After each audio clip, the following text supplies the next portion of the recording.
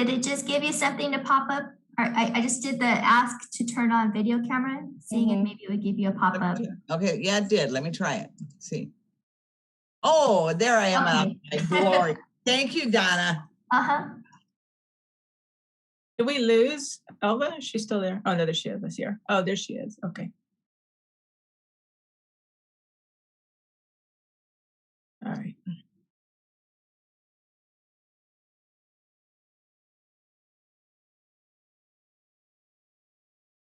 Did you hear from Tuli, Naomi? No, I didn't hear from her. All right. Okay, and we are live streaming. All right. So we're just waiting for Tuli to have a quorum. Yes. Do you have her phone number, Naomi? I do. You want to text her real quick and just check? Sure.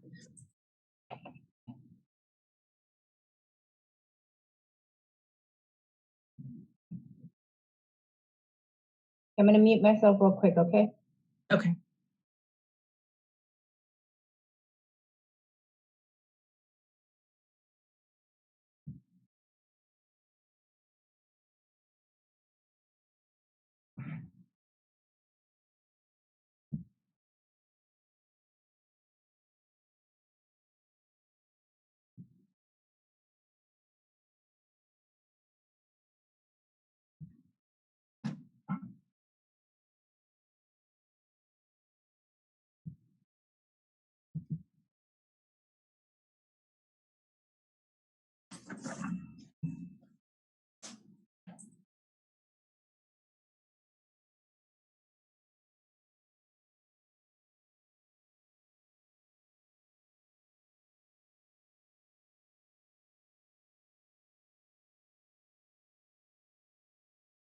Has RJ joined us yet, Donna? Do you see him? Yes, I see him. Okay. What about Anne? I do not see Anne. Okay.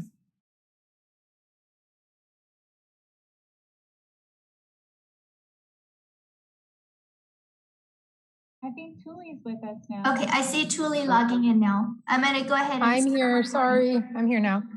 Okay, great. Okay, then I'm going to go ahead and call the meeting to order. It is April 12th, 2021, and it is 5:02 p.m. And I am calling the meeting to order of the Harlingen Public Library Advisory Board. And we do have a quorum. I'm going to start off with, do we have any patron communications? We do not. Okay. And also I'd like to introduce everybody. We have a guest today, Ronald Reagas. He has been appointed by Commissioner Puente for consideration as a board member. However, we're still waiting on the city to process the paperwork and get everything in order. So he's not yet a board member, not yet a voting member. However, he is just joining us for as a guest. You want to tell us a little bit about yourself, Roel? Absolutely. Thank you, Tracy. So good afternoon, everybody. My name is Ronald Reagas. I'm currently serving as a partner with a company called New York Life here in the Harlingen area. My family and I have lived in Harlingen for 21 years now. We moved here many years ago. And like I said, been looking for an opportunity to serve the community in some form or fashion. And my wife and I have always been supporters of everything having to do with reading. So when this opportunity I saw came open, I went ahead and jumped on it, and I'm thankful so far to get to this point. And I'm hoping that everything continues to go through smoothly so I can continue to be of service, not only to the board, but also to the community. Thank you. Thank you. Thank you for your interest. I know you've met Donna, and you've met myself, and you've met Elva. Naomi, you want to introduce yourself? Hi, I'm Naomi. I'm the administrative secretary. I've worked here for 16 years now. So Donna's secretary. Thank you. And Molly, did I see that you were on? Yes, I'm here. I'm the assistant director. Yeah, I just fill in all the gaps. It's a very important job. And Mary?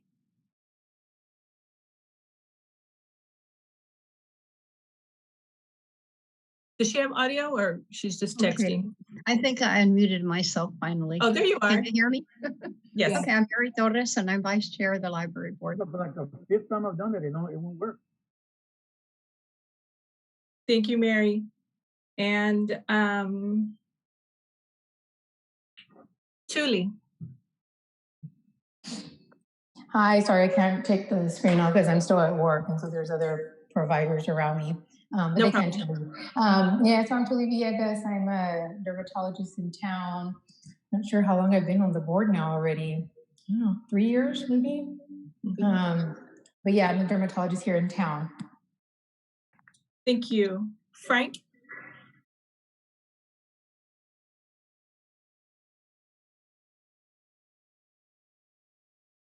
Do we have Frank with us, Donna? Yes. Okay.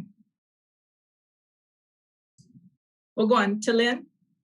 Hi, my name is Lynn Lerberg, and I am the president of the Friends of the Library.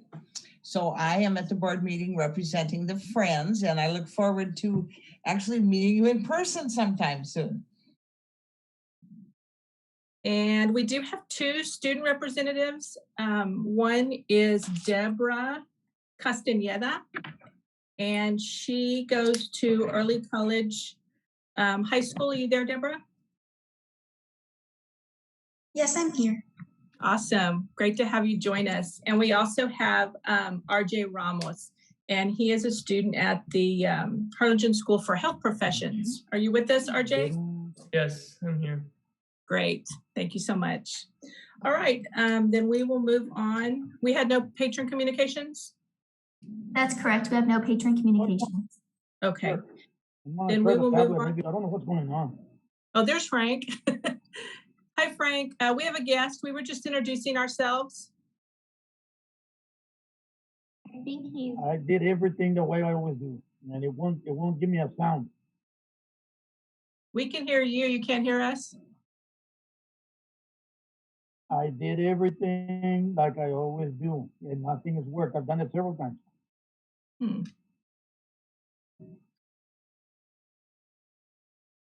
Can you hear us?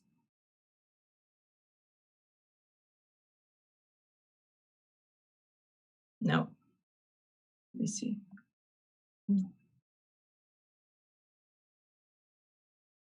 Okay. All right, well, we're gonna go ahead and get started. Maybe he can get his technology work fixed. All right, we're gonna move on to the approval of the meeting minutes of February the 8th, 2021. Has everybody had a chance to take a look at the minutes? If you haven't, please take a moment to review the minutes. And if you have any corrections, please let us know.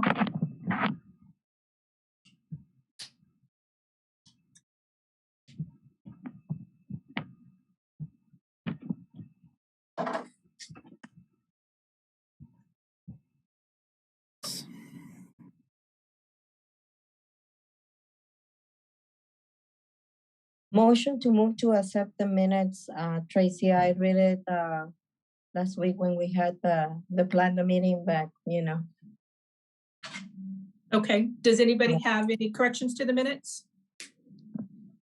We have a motion to approve the minutes. Do we have a second? I second. Mary seconds. All those in favor, please say aye. Aye. Those opposed, same sign.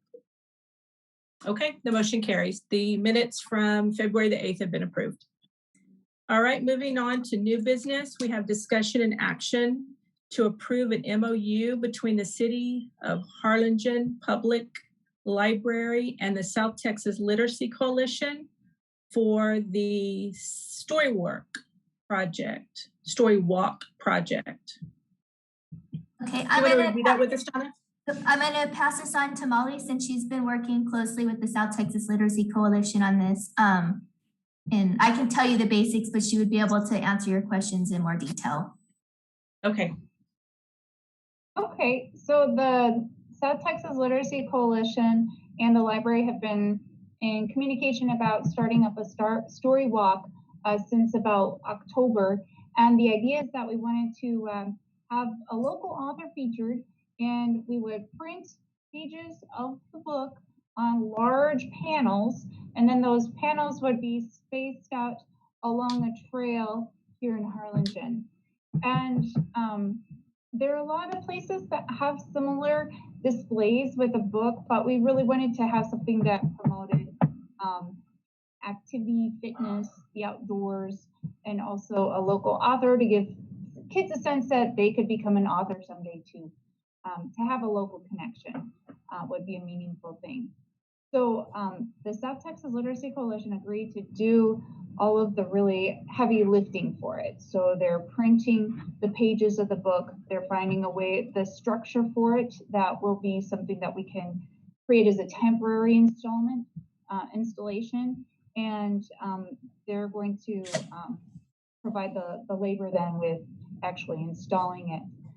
The next step is that we have already gotten just the blessing of the Parks Director and City Administration, but we do need to get the boards on the same page too to approve us moving forward with the story walk. The plan is that we will get the approval of the library board, if you approve, and then the approval of the Parks Board. And then Donna will be able to take those before commission so that Dan Cerna will get permission to sign the MOU with the South Texas Literacy Coalition so we can go ahead and install the story walk. And we would like to install it right across from the library at City Lake. And that way the library staff will have eyes on the story walk in case any of the panels get damaged or stolen, and we'll be able to take care of it right away. I love this idea. I think that's just a great idea. Who is the author of the storybook that y'all have chosen? He's a local author?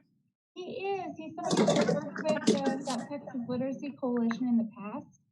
He's been present for their literacy symposium just as one of their featured local authors.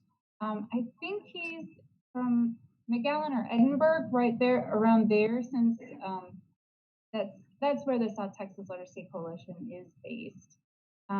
So they're much more in touch with the authors that are located right there.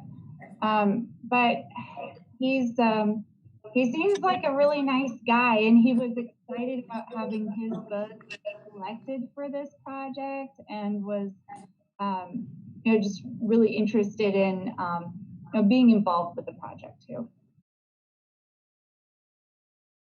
That is awesome. And I was seeing this list, and it looks like it's been done in other counties across the state as well. There was a school recently that I saw that's in the valley that had put up a story walk. I can't remember which one, but it was a local school. But the another location is right now over at, I can't remember which of the parks near McAllen, but they have a Lorax trail set up along, it's one of the birding centers, but they printed the pages of the Lorax on really big panels and then set up a very interactive exhibit throughout the park. It was awesome. I can see the pages, so but cool. I went with my I got kids. unmuted. I don't know how many times I've done it. Hey, excellent. Frank is now with us. I already did that. Yeah, it's unmuted. Hi, Frank. I don't know how many times I've done it. Yay. Frank, I was just talking about the story walk. And we have to get approval with the library board and the parks boards before it goes before city commission for them to approve, for us to have the MOU signed, and then we can install the I don't know if they got it or not. Do you know this local author, Frank? This is something on that side, that end, que didn't, yeah, but I was in there. I mean, aquí estoy. I think he's still having technical difficulties. Oh, okay. All right. I was thinking maybe he might know him. So the ones that are here in the Valley, Molly, are they in coordination with this same foundation? Or did they do the story walks on their own? They did them on their own. Oh, okay. So they're not in collaboration with this Kellogg Hubbard Foundation? Well, the It's all the way Kellogg on. I don't think it's here. Foundation is that they're the ones who originated the idea of the I story see. walk. Okay. It's Okay. the South Texas Literacy Coalition that's funding the project for us. Well, I see that it's been installed in 50 states and 13 countries. Tracy, I saw 2 of these last summer. I saw one in LaGrange, Texas, and one in Minnesota, and they're very, very nice. I just love it that we're going to do it. I do too. I think this is a fantastic idea. Yeah, I do too. This is great. All right. Anything else you want to add to that, Molly? Anybody else have any questions? All right. Is there any specifics that we need to know about the MOU? No, once this is approved, then the Parks Board will review it and hopefully will gain their approval also. And then I take it before City Commission, and then hopefully the City Commissioners will agree to allow the City Manager to sign it, and then we'll be able to have it installed. But basically, this is just outlining who does what and what our responsibilities are versus what the South Texas Literacy Coalition's responsibilities are. Okay. All right. All right. Do we have a motion to approve the MOU between the City of Harlingen Library and the South Texas Literacy Coalition for the Story Walk project? Yes, motion to approve, Tracy. All right. Do we have a second? Truly second. All right. Then the motion has been approved and seconded. All those in favor say aye. Aye. Aye. Those opposed, same sign. Okay, the Everything's motion fine. is It's being on. approved. The volume is on, todo está bien. I haven't messed with the speakers. All right, next up, we have the discussion of the Texas State Library Annual Report. Donna? Okay, as you know, every year we have a Texas State Library Association report that we submit, and this is part of our accreditation. And with accreditation comes a lot of benefits, like we have access to grants, we have access to databases. It's just a good thing to be an accredited library. But there's a lot of good things that come with it. And so we submit this report every year.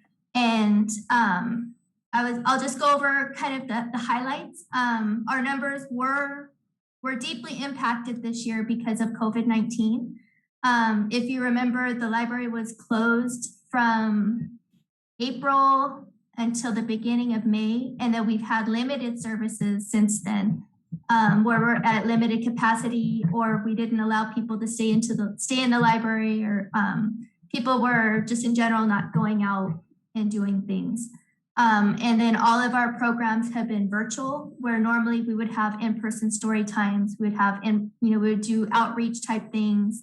But staff have had to kind of adjust to what our current global situation is. The financials, they're broken down. There's a certain amount that we have to have our local government and our local community expend on our behalf based off of per capita. We're within the amount that they're telling us that we have, so we're fine as far as our expenditures go. Let's see, this is more of the expenses. I think I'm scrolling too fast.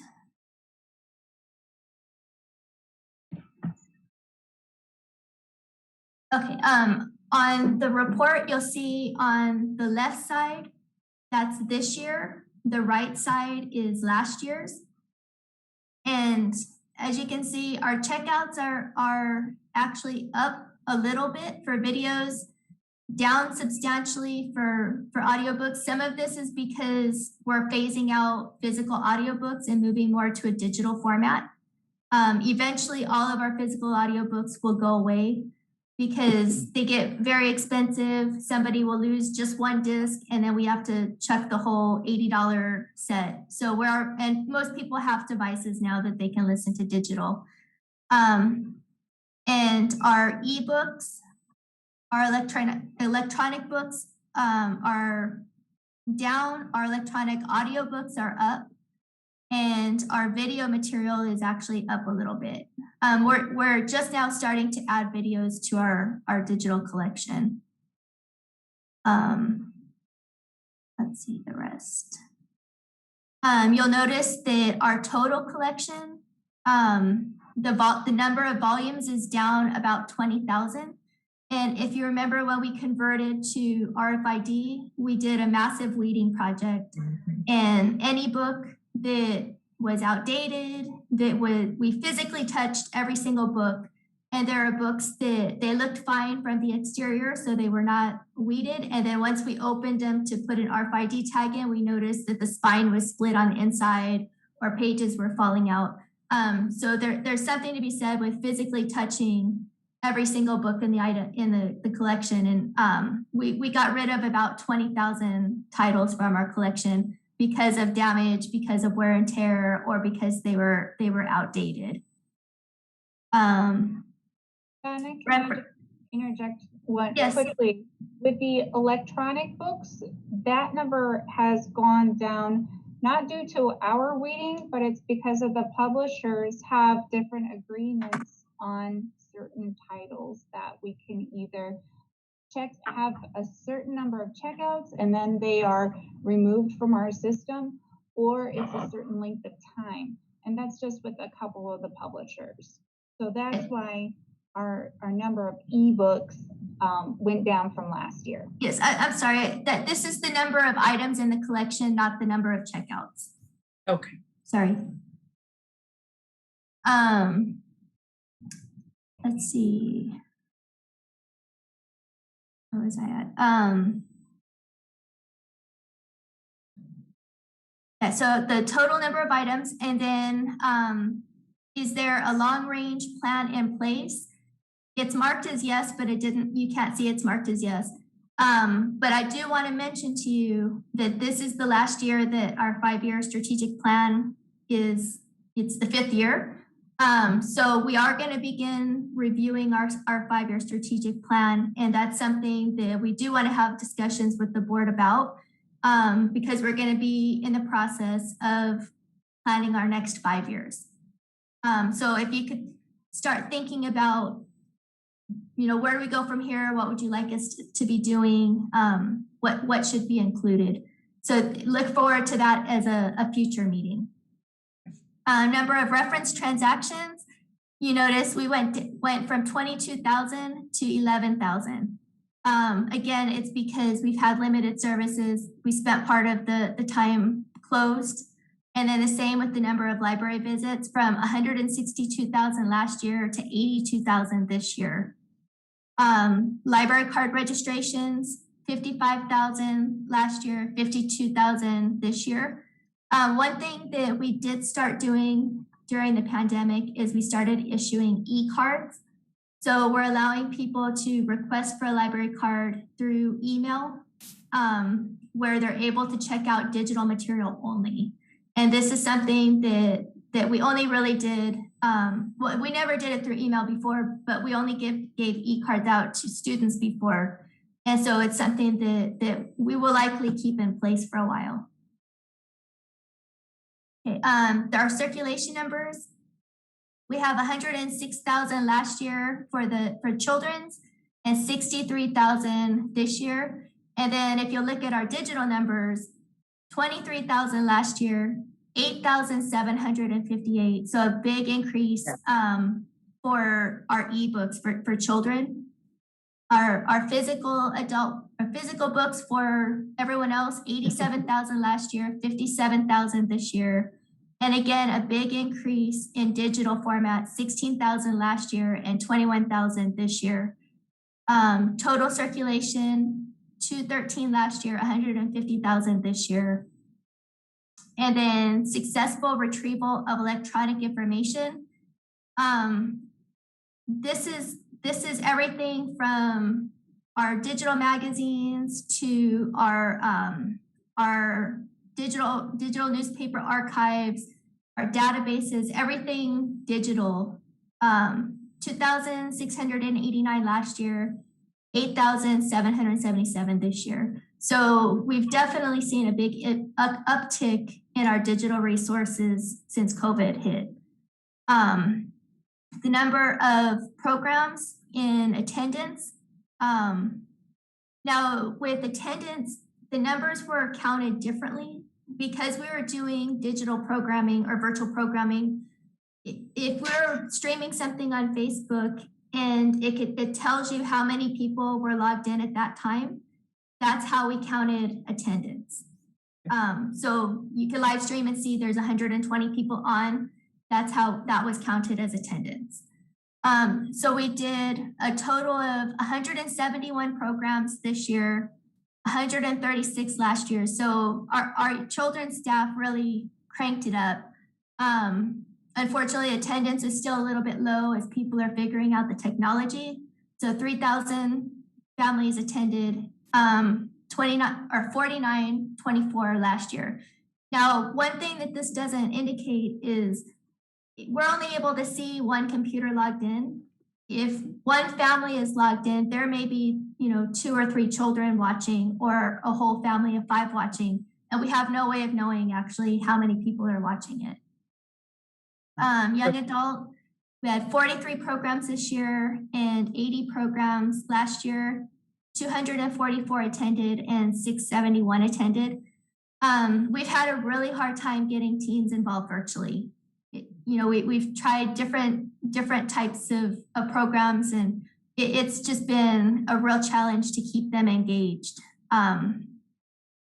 Adult programs, 120 programs this year, 225 last year, 4,539 virtual attendees, and 2,871 last year. So our adult programs, they've figured out the secret sauce of how to get people logged in. And we have a couple of staff members that have become kind of online personalities. That people log in specifically to see that staff member do the next whatever kind of program. Is the dinosaur one of them? No, the dinosaur I think is going to be popular too, though. Oh, okay. Just checking. Our total programs, 334 this year and 441 last year, 7823 total attendance and 8466. But like I said, we don't really know how many people truly attended, and we were not allowed to count those videos that they watched it after it was posted. We were only allowed to count live audience. So the number of people that actually watched it is probably much higher. Yeah. The next is about our computer abilities, and none of that has changed. The number of hours did go down because we were closed. The number of weekly hours, so that's a little different. So weekly, 46 weeks, we were open 52 last year. And then they had specific questions about our COVID, like how COVID impacted us. And this whole section was completely new. So it's just asking the number of virtual programs that we had for adults, for children, and for young adults. And we had 98 virtual programs for children. And these numbers are going to be pretty close to our other programs. So 98 virtual programs, 837 attendance. For young adult, 10 virtual programs, 27 attendance. Adult programs, 13 programs, and 2979 attendance. And I have to really give it to my staff that, all of this technology has a serious learning curve. And it was completely new to some of these staff members, especially our adult services area. And they really took on the challenge, and it took a lot of creativity for them to figure out how they can transform their in-person programs into something virtual that would be engaging. And they figured out how to do the editing, how to plan a Zoom meeting, and how to do the things that they need to do to keep our community engaged. And they did a great job with it. And some of it we're probably going to keep in place after COVID, because there are certain story times that, like the pajama story time, we'll probably offer it in person, and it'll probably get live streamed at the same time, because it's just become really popular that the kids know to log in at a certain time and watch their favorite librarian read them a story. Yeah, that's great. Those numbers are excellent. That's pretty much the gist of it. Did you have any questions about any of the information? I don't. Does anybody else have any questions about the information? Okay, this is not an action item, correct, Donna? You were just reviewing it with us? Yes, that's correct. And I will need you to stop by and sign the form. Okay, not a problem. Okay, will do. All right, seeing no questions, then we'll move on to the library board reports. The first one is the chairperson. I do not have one. Vice Chairman, Mary, do you have a report? No report. And then our corresponding secretary is currently vacant. Moving on to the library business reports. Library director, Donna. Okay, I just wanted to give you an update on our grant for the park to have the kiosk there. It's still in order. They're coming up with the plans for the canopy. We're trying to get them to expedite it because everything has to be installed and paid for by July. So we're trying to light a fire on them to get it moving. The library van is also on order, and we still don't have an update on when that'll arrive. Staff have been busy ordering the materials for it, which is a pretty substantial amount of books that will be tucked away to be refilled. This last week was National Library Week, so we were trying to have, we couldn't have our normal big event, so staff tried to scale it down and do more fun things. Like they did a curbside pickup party, which is where they had the dinosaurs out there dancing around. Oh, okay. And we also had a free book giveaway in partnership with the South Texas Literacy Coalition. And I'll let Molly talk about that because she was out there this weekend. And it'll be our second one that we did with them. And I saw that. I saw it advertised. Oh, good. It was a really neat event. We had, that TLC estimated 600 children that we were able to give books to through the event. And similar to the when we did it in December, there was so much joy, so much excitement from the families receiving the books, and lots of thank yous. And I had a dad of a 15-month-old saying he was just so excited to start reading to his little girl, even though she wasn't understanding what was going on, but he just wanted to be able to create that environment for her. And so it's just really neat to be able to see that families are definitely committed to promoting literacy with their families, with their kids, and they're excited about being a part of the library and activities that we're providing. Awesome. That's great. All right. Anything else, Donna? The only other thing I have is that we put in a grant with the Junior League. If you remember, we have the backpacks with the books in them. And the grant is to kind of create a STEAM kit. And so it'll allow families to take the backpack home and they'll learn about, something art or science related. And it'll have kind of interactive toys and interactive components in addition to books. So it's something that we really hope the Junior League will help us out with. If not, it may be something that we try to figure out a way to do on our own. But the backpacks have been tremendously successful, and they're checked out pretty frequently. So we think having the STEAM kits will be very popular. And do the backpacks right now have a theme to them? No, I think they're just library put together. Okay, so this will be a change to actually go with the STEAM theme.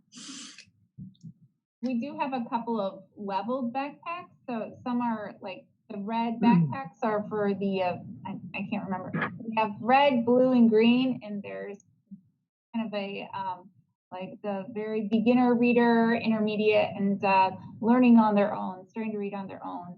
So those, we have some levels, but no themes. Okay. Yeah. The other thing is we have the self-checkout machines installed, and there was an issue with installing they brought the wrong panels for the credit card reader, and we're not able to get the wrap put on there until we have the correct panels put on. So once the correct panels are put on, then we'll have the fancy wrap that you guys approved put on it. But the self-checkout machines are working at this point. They just don't have the pretty wrap. Okay. That's great. And you said the kiosk has not arrived yet, correct? It has not arrived. It's being ordered at this point. Okay, great. All right. Anything else? That's all I have. All right. Thank you, Donna. Next up is the HCISD school library representative, and that position is currently vacant.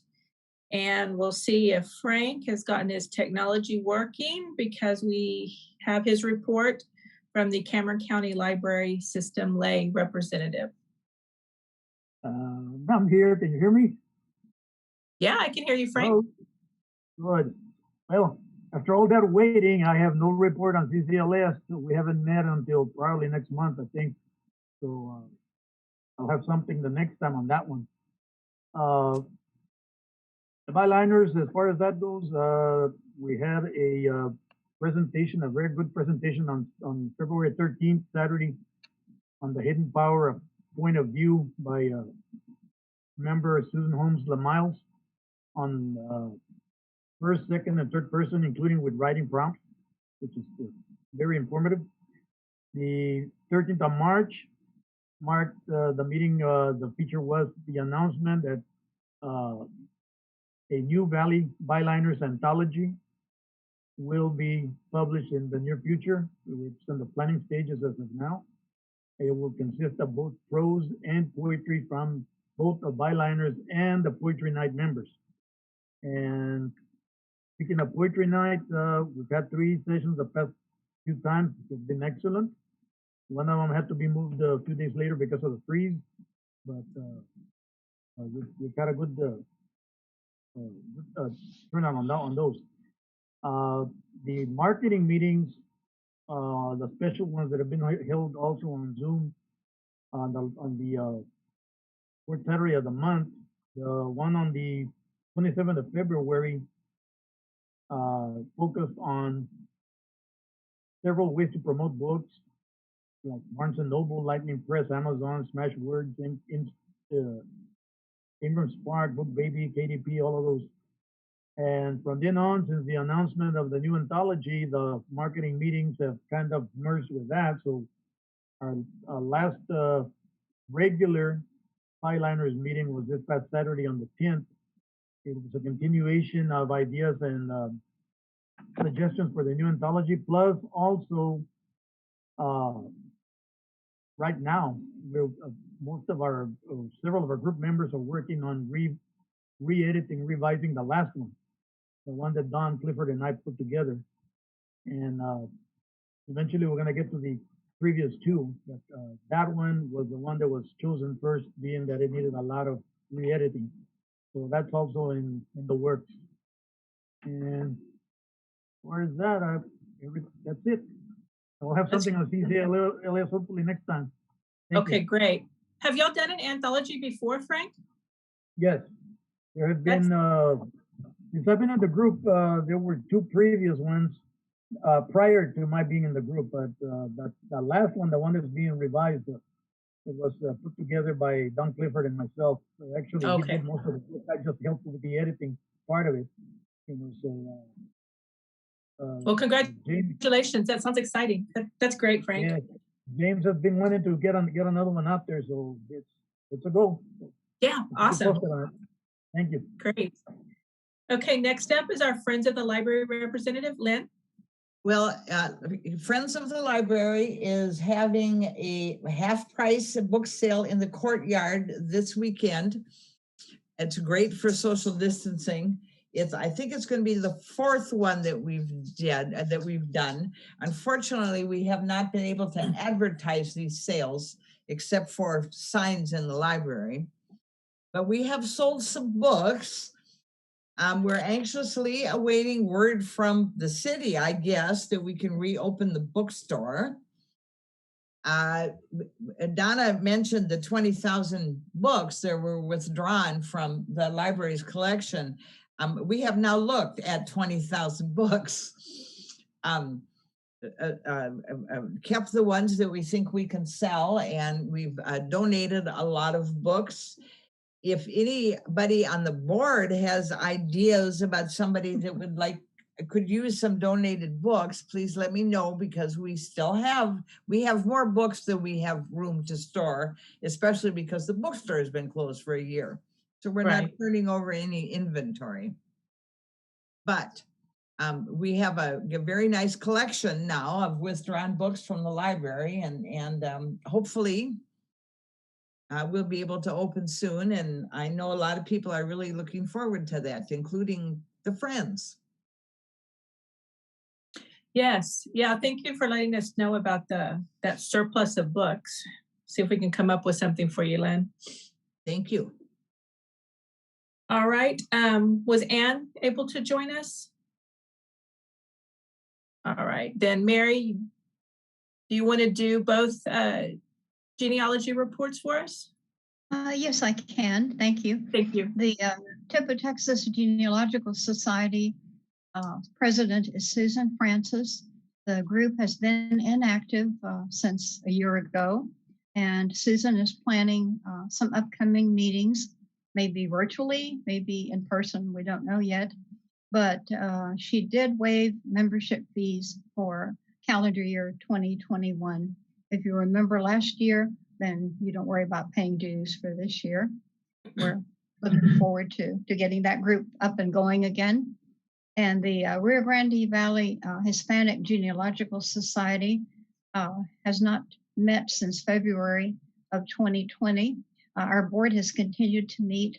We're planning an in-person conference, the state conference, October 14th through 16th on South Padre Island.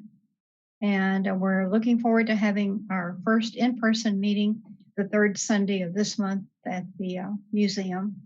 And we just published our journal. We were way behind. We published our 2020 journal, and we're doing our membership drive and starting on the 2021 journal back to back.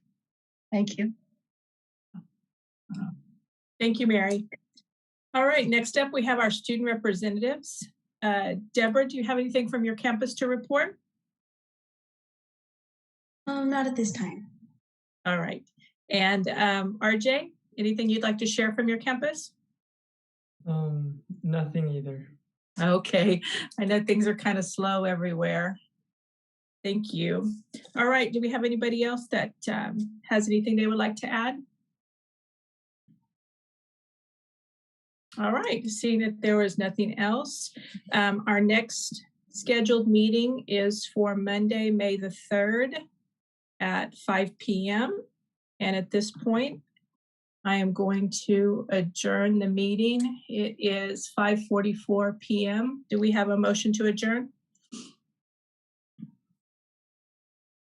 I move to adjourn. Julie. All right. We have a second? Second. Was that Elba? Yeah, can you hear me? I'm sorry. It's got That's all right. charging my phone. It was gonna Okay. die. That's fine. We're just adjourning. You want to second the adjournment? Yes. Yes. Okay. All right. Then the meeting is adjourned.